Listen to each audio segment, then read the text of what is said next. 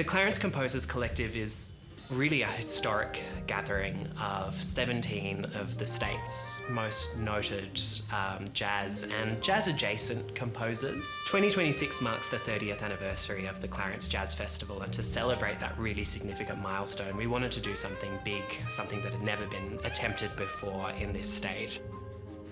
The composers were invited to write work reflecting on the massive legacy of the Clarence Jazz Festival and the history of that festival. Clarence is such a unique place on the banks of Timtimli Mananya, and we are so lucky to be able to make work in that space. And I really do think the festival is shaped as much by the beautiful surroundings of Rosny Farm and that part of Mummarimana country.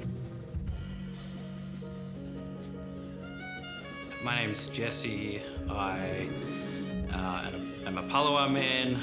My tune is called Remember Where the World Slows. I went on a walk to a local walking track in Gilston Bay looking for inspiration for the piece. After taking that walk, feeling so grounded and reconnected to my culture, and it just popped into my head that that's what my song was going to be about. My practice for this project was to basically spend deep listening time sitting in meditation and listening, and then singing what comes, responding, speaking to, singing the land.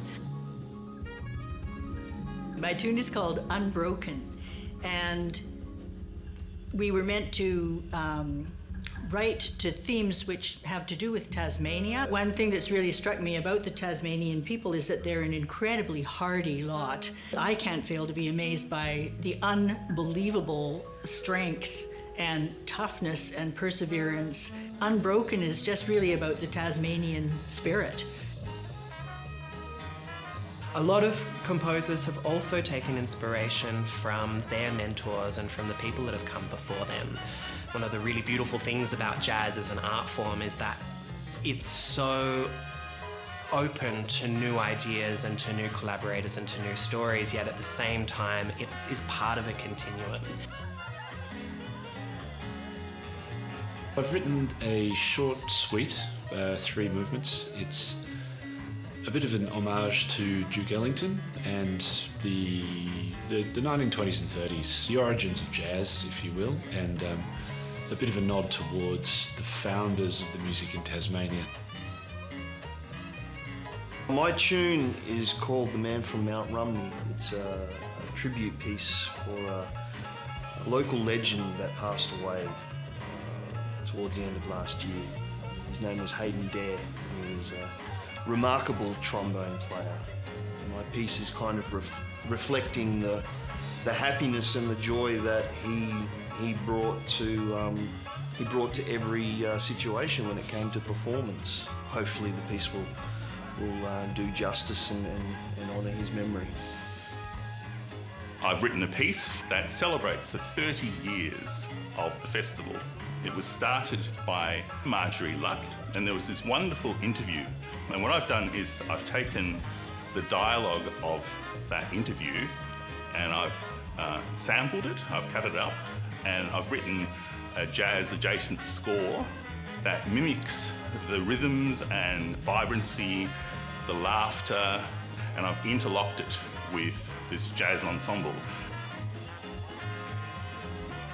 The tune I've written is called How Far We've Come. I have been playing Clarence Jazz Festival for nearly 20 years. The piece that I've written is really a story of the beginning and how we've come both as a community and then now to where we are, and it's sort of a homage to my background and the beginning of a career and coming to strength. These composers have been working together for the last 9 months. It's been a really beautiful process of sharing practice, sharing ideas, and this beautiful knowledge exchange that's really happened between a lot of the composers who are really, really well established and some of the emerging composers that are part of the group as well. I never would have thought that I'd be composing music that would then be performed at the Jazz Festival, you know. There's something different about writing something on your own and then showing the world that, you know, it's a vulnerable experience, but it's very beautiful. Being invited to create a piece of music for the Jazz Festival with any of the musicians that I wanted within the collective really allowed me to lean in creatively into the sounds and the vision that I had for my piece of music, and then to see it come to life, it's so special.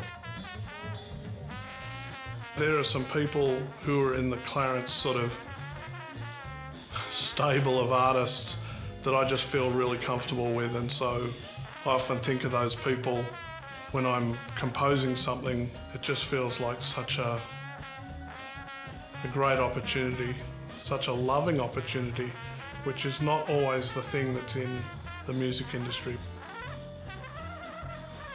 I didn't actually expect to play more than just my own tune, not only writing the music, but also got invited to play along with these Tassie luminaries. Again, it's like, you know, double the honor for me. I have great faith in the musicians who are on the who are in the group with me, and it's just going to be really exciting.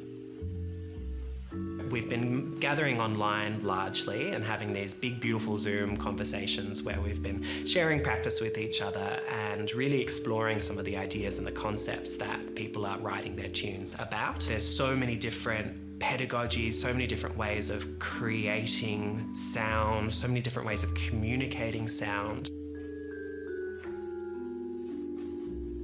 I have been coming to this festival for about 10 years and attending for even longer. And the way that it's opened up and has given so much back to the community is something that I feel both proud and grateful for. I write for people specifically, and it's been really fun having those people in my mind as I wrote this piece. I have a mixed essence of Eastern classicals and Nepalese folk melodies within the song itself. I have tried to reflect the emotions that is within me. I'm trying to give the essence of sitar and to resonate that. It's a process where I had to, like, you know, to do a dive deep into, you know, my emotion, and then feel, you know, my surrounds, and then internalize it, and then just start writing. Initially, I wasn't really sure where to go with the piece, and then as it sort of went along, I feel like it kind of wrote itself. Like, there was times when I was driving across Lutruwita, and I kind of, at one point, there was just this little kind of groove, you know, this kind of and I remember going, oh, okay, how do I use that? It's interesting to try and write a piece, or being commissioned to write a piece, because for me personally, I'm hit with so many options and so many possibilities that you've got to be sure that you're choosing the right one. And how do you know it's the right decision to make musically? You know, be it harmony, be it melody, be it form, style of composition. Walking around and engaging and yarning with composers and hearing their stories around their songs, their contribution, the stories they want to tell through their songs. It's really reassuring that people are understanding our values as Aboriginal people and articulating in their way of knowing according to their life experiences, their stories, their faith, their values, their beliefs, whatever it may be. I spend a lot of time listening to country and the land and thinking about it not necessarily as an inspiration for my work, but as a collaborator. I start with improvising, playing with ideas, usually on guitar. That's my thinking instrument of choice. But I'm always thinking about the humans that are going to be making it happen. So rather than thinking about sound as the end product, I'm often thinking of a social situation. How are they going to get along? How are these sounds going to interact? What's going to make it possible for these people to learn it and to sing it well or to play it well? What will they enjoy and who are they? So trying to make those connections. So that kind of stuff is ticking over in my head all the time. It's really an honor to be part of this project, which really celebrates the ongoing legacy, I guess, of the jazz community here.